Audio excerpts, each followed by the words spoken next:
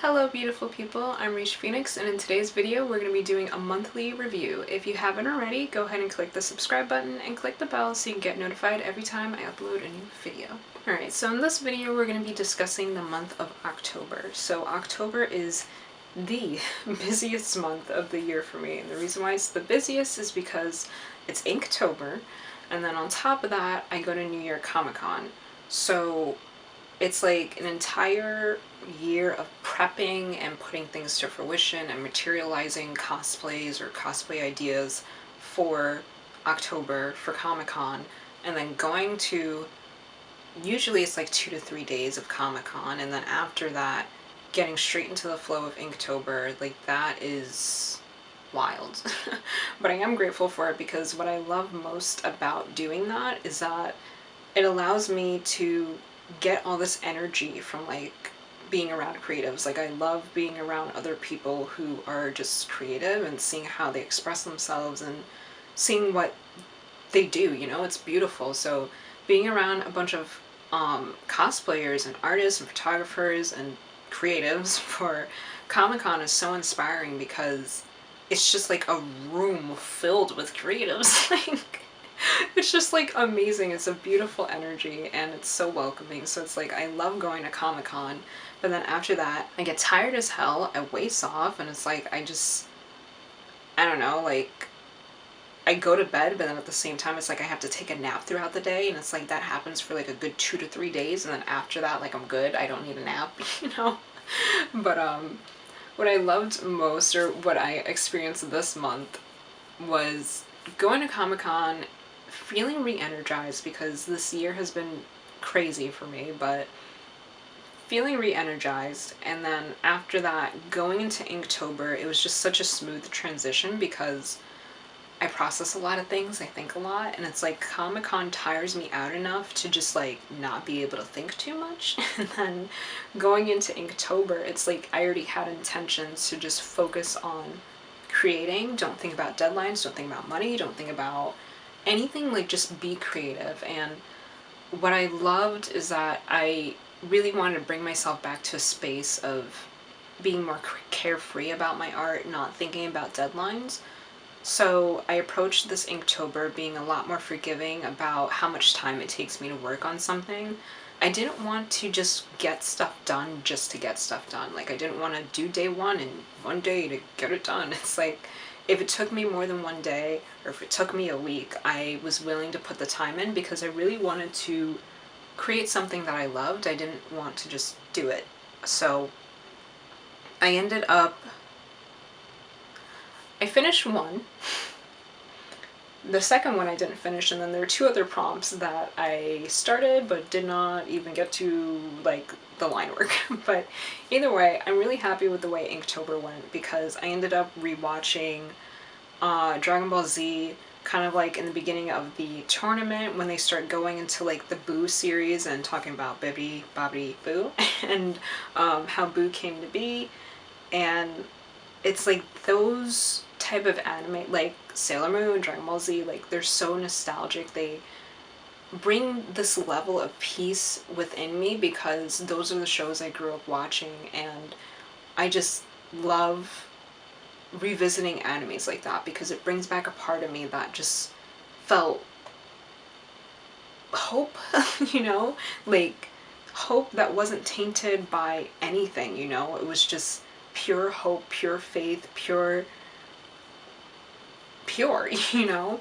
So watching anime and working on Inktober brought me to a really good space. I was also watching Tenchi Muyo, I was watching Outlaw Star, I started to watch Big O. Like, I was just watching a bunch of animes from my childhood, and I got to the space that I wanted to. Like, I already had the intention to get to a mental headspace where I felt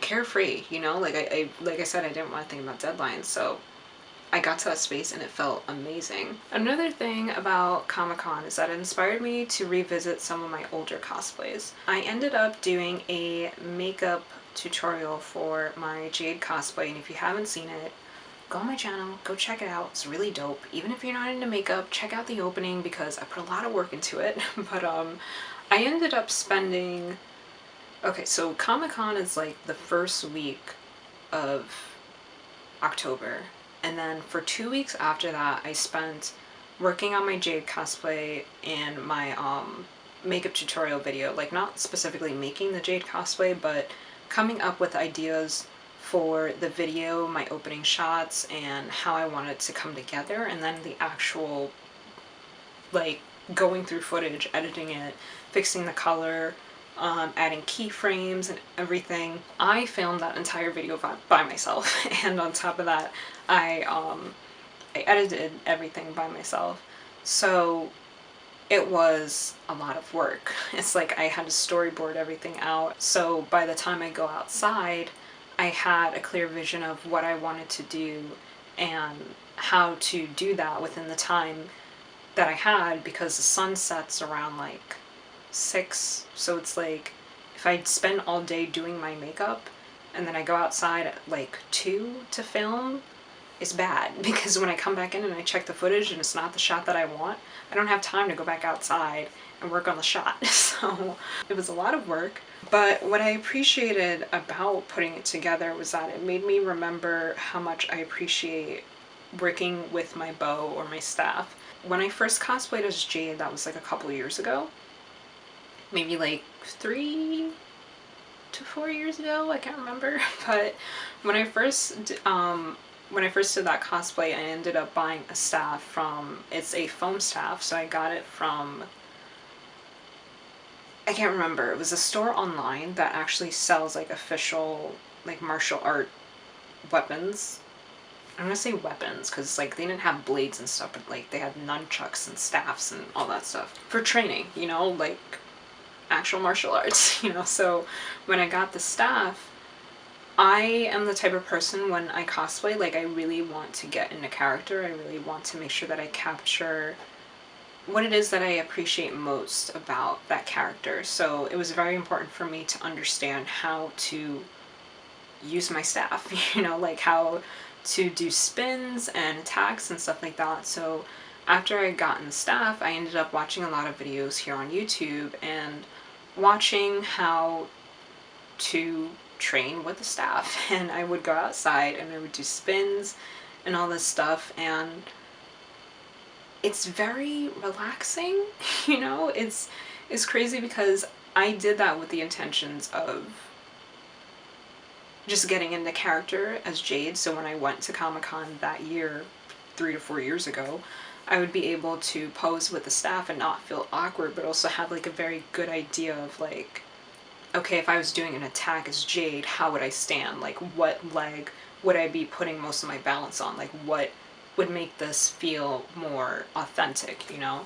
So that was more of my idea, but then I ended up really getting into doing these spins, because when I go outside and I'm doing all these spins and these attacks, it's like I have to focus in on how I feel. I have to focus on the movement of the staff and what feels awkward, what doesn't feel awkward. If it feels awkward, what am I doing wrong? Am I turning my wrists in a way that isn't natural? Like, and it's like, it's very difficult to describe, because like I'm 5'4", the staff is 6 feet tall, so it's like I really feel the weight of it when I'm doing spins. And on top of that, it's a staff, it's a foam staff, so it's like it's heavier than, let's say, if it was like maybe like a bamboo staff or some other type of staff where it's like less weight, so it spins more fluidly. So it's like my staff is heavier, so it's like I have to really think about like where my hand is positioned on the staff. Like, is it centered in the middle when I'm spinning so that it feels balanced when I go like this? Or is my hand too much to one side, and then if I try to spin it, it kind of hits the ground? It's something that really requires a lot of awareness in that moment. It's like I can't spin the staff around and be thinking about, oh shit, like what video am I editing today? It's like, really makes me be in the moment, you know? And that's what I appreciate about it, because in that moment I'm not thinking about anything else. In that moment I'm thinking about the movement of the staff and being one with it. Like, it literally feels like I'm taking this energy out of myself and putting it into the staff so that it can spin in the way that I want it to. And there's something about that that feels very like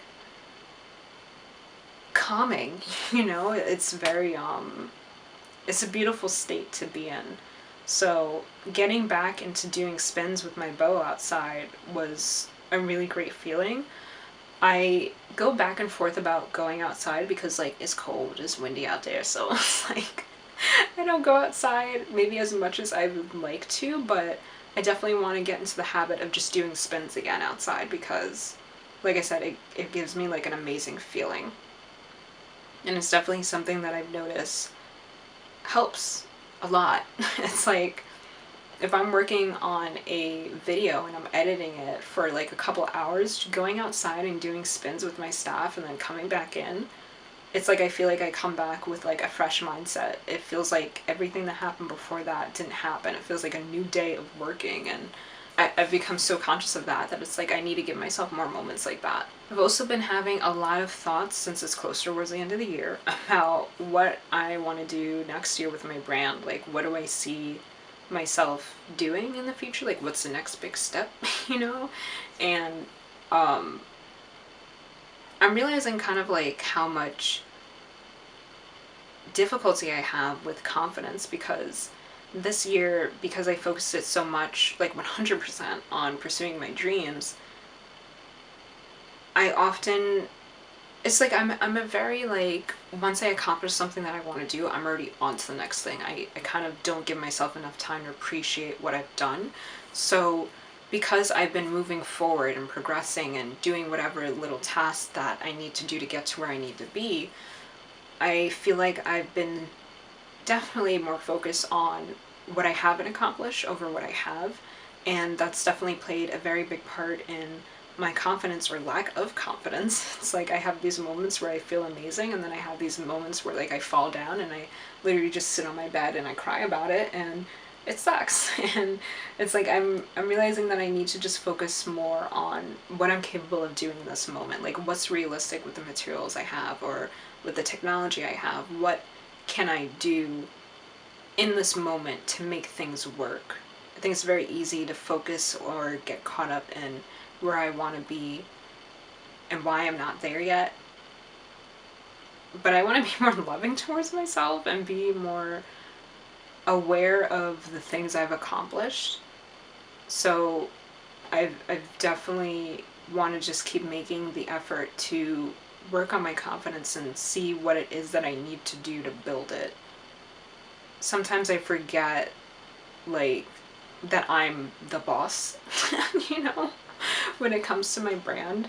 And what I mean by that is, like, sometimes I forget that I shouldn't, kind of as a segue into another, it's kind of related but not really, but it's like sometimes I forget that I make the rules, you know. It's my brand. I decide what type of content I want to make. I decide what I'm focusing on, and sometimes I feel like the way, like if I were to watch a video on how to grow your brand or how to build a following or how to market your materials, it's like I feel like sometimes it comes off as if I have to do things that don't feel in line with my character, in terms of like how I may, like the words I want to use when marketing something, or the look of,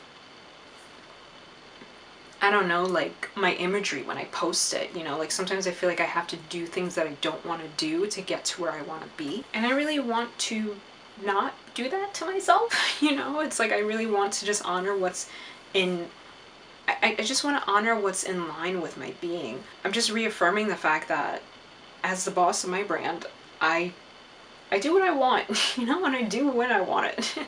More and more I'm just realizing that if I just had more confidence in myself, if I just gave myself more room to fuck up when I fuck up and to just own that, I feel like I'd be so much farther ahead as opposed to consuming so much of how to do things the right way. It's like there is no wrong or right way. It's just what's best for you, you know. It's just finding the path that works most in line with where you're at.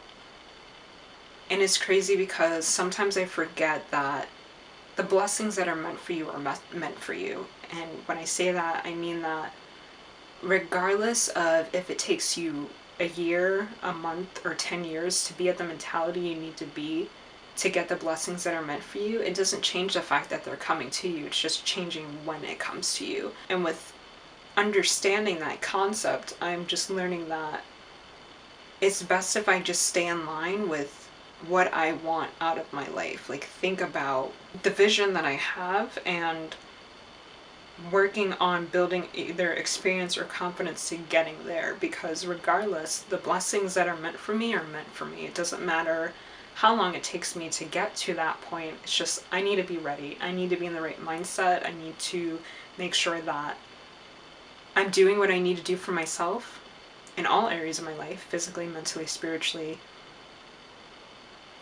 and making sure that I'm progressing, you know? I try to find more peace in that and really just think about the fact that I need to work on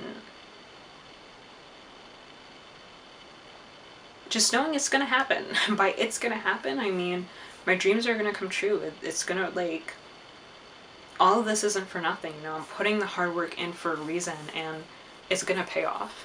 Anyway, that's it for today's video. Bless up, and until next time, sending out much peace, love, and enlightenment. Bye, guys.